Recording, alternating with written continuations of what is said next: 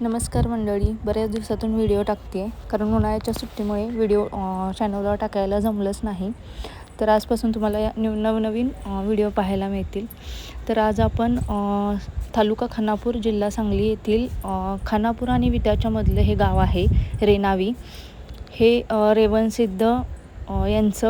रेवणसिद्धांचं गाव आहे. हे 14व्या शतकातलं प्राचीन मंदिर आहे आणि हे नवनाथांपैकी 7वे नाथ त्यांचं हे स्वयंभू मंदिर आहे. इथे आपण पाहू शकता निसर्गरम्य वातावरण आहे. किल्ल्यांच्या बुरुजांप्रमाणेच या मंदिराची तटबंदी पाहायला मिळेल तुम्हाला. अगदी भक्कम असं हे प्राचीन मंदिर आहे. ही मंदिराची एंट्री आहे. आतमध्ये प्रवेश केल्यानंतर तुम्हाला तिथे 2 देवड्या दिसतील. डाव्या देवडीमध्ये श्री विष्णूंचं चित्र रेखाटलेलं आहे. तसेच उजव्या बाजूच्या देवडीमध्ये मा सरस्वतीचं चित्र देखील रेखाटलेलं आहे. समोर तुम्ही पाहू शकता काही थोड्याशाच पायऱ्या आहेत. एक 7-8 पायऱ्या असतील आणि हा तुम्हाला समोर दिसतोय तो भला मोठा सभामंडप आणि समोर जे दिसतंय ते छोटंसं मंदिर आहे आतमध्ये आणि हा बाहेरचा पूर्ण मोठा सभामंडप. आपण आता मंदिरामध्ये प्रवेश करतोय. प्रवेश केल्यानंतर तुम्हाला ही प्राचीन गणपतीची मूर्ती पाहायला मिळेल. आम्ही प्रथम गणपतीचं दर्शन घेऊन नंतर आम्ही गाभाऱ्यामध्ये शिरलेलो आहोत. हे रेवणसिद्धांची मूर्ती आहे. तुम्ही पाहू शकता इथे खाली चांदीचं कासव आणि चांदीचा नंदी देखील बनवलेला आहे. निसर्गरम्य वातावरणात असलेलं हे 7वे नाथ असलेले त्यांचं हे मंदिर आहे.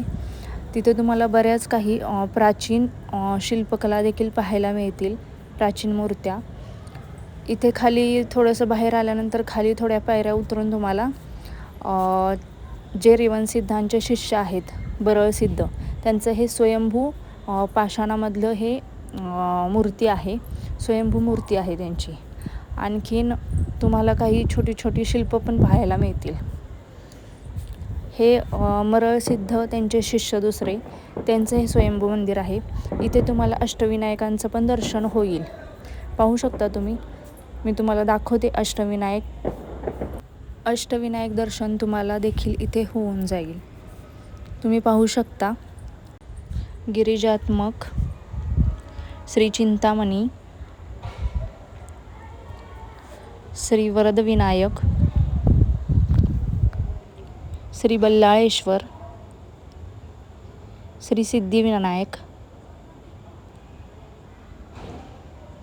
श्री मयुरेश्वर, श्री महागणपती आणि हे छोटीशी उंदराची मूर्ती बघायला मिळेल. नंतर मागे गेलात मंदिराची की तुम्हाला तिथे देवड्यांमध्ये राम, लक्ष्मण, सीता, विठ्ठल, रुक्मिणी अशी छोटी मूर्ती पाहायला मिळतील. नंतर मागे हे मंदिराची तटबंदी तुम्हाला प्राचीन तटबंदी पाहायला मिळेल. अशी मंदिराची प्राचीन तटबंदी तुम्हाला पाहायला मिळेल. तुम्ही सुद्धा नक्की या मंदिराला भेट द्या. आणि खरंच इथलं वातावरण खरंच खूप निसर्गरम्य आहे आणि खूप छान वाटतं इथं आल्यानंतर. चॅनेलला लाईक, सबस्क्राईब, शेअर करायला विसरू नका. Bye bye.